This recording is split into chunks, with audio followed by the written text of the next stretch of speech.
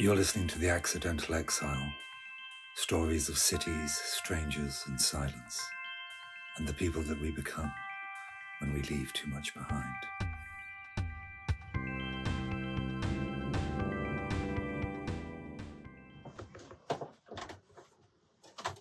The French Concession. Collect other people's memories. A place doesn't mean anything until you meet somebody who tells you a story. There can be few places like Shanghai's French Concession on a hot Saturday evening in September. Long avenues of picturesque low-rise buildings, occasional darkened villas in French colonial style looming and hidden behind high walls, narrow streets lined with trees, planted by the French to shield us from the sunlight. The French always get it right. They know how to live. I can almost imagine the Chinese at the time saying, "Now, why didn't we think of that?" The endless array of restaurants and food outlets, now peppered with every kind of cafe and coffee imaginable.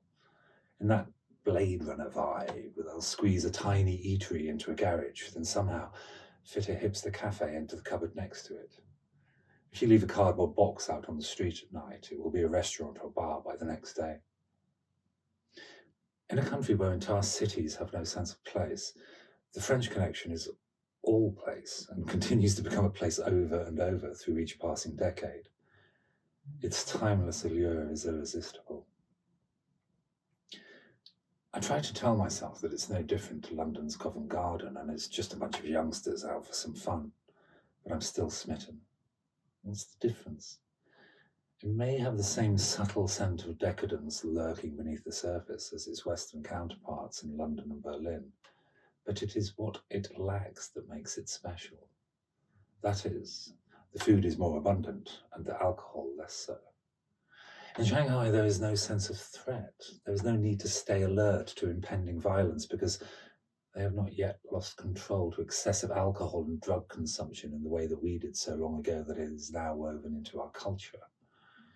I'm sure there's plenty of bottom-feeding lowlife in China, unfortunates, but they are not as vocal. They do not dominate the streets at night in the way I have seen in England.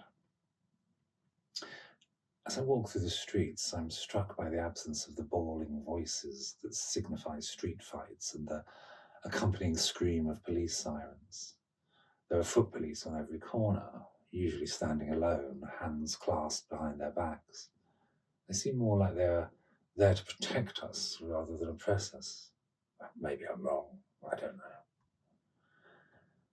I only recall one moment in my entire time in China when I felt threatened.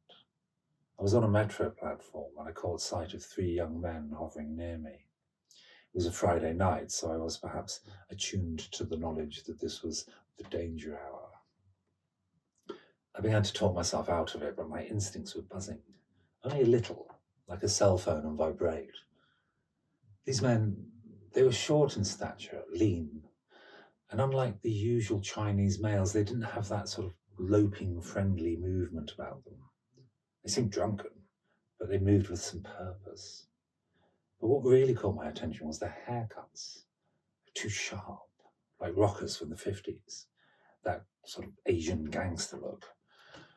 There's little possibility that any kind of gang member in China would be travelling on the metro on a Friday night, but they could be wannabe gangsters.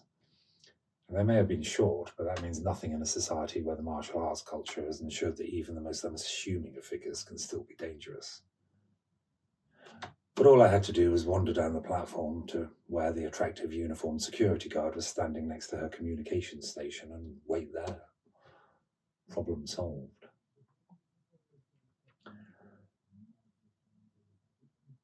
Shanghai on a Saturday night may be thronging with youngsters, but there are no brawling drunks or braying hen parties.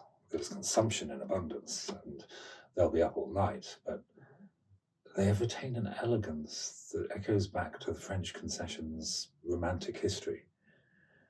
This is, of course, the notorious liberal quarter of the open city that ranks alongside Casablanca in modern myth. It is an Art Deco fantasy that recalls red velvet nightclubs and shady deals and gangs profiteering for the black market and all manner of adventurers and hustlers washing up here with no place left to run. It is a far cry from that now, of course, but the walls remember And that illusion seeps into every pore of the place. There's still plenty of people washing up here, having burned their bridges elsewhere.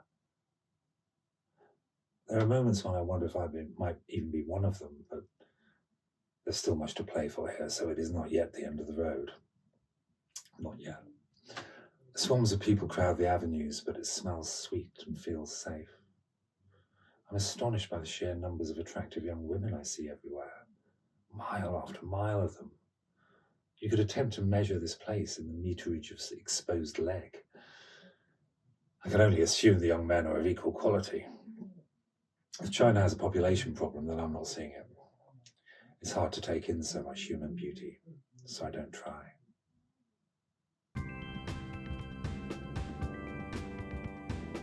The Accidental Exile is written and read by me, Finlay Cowan.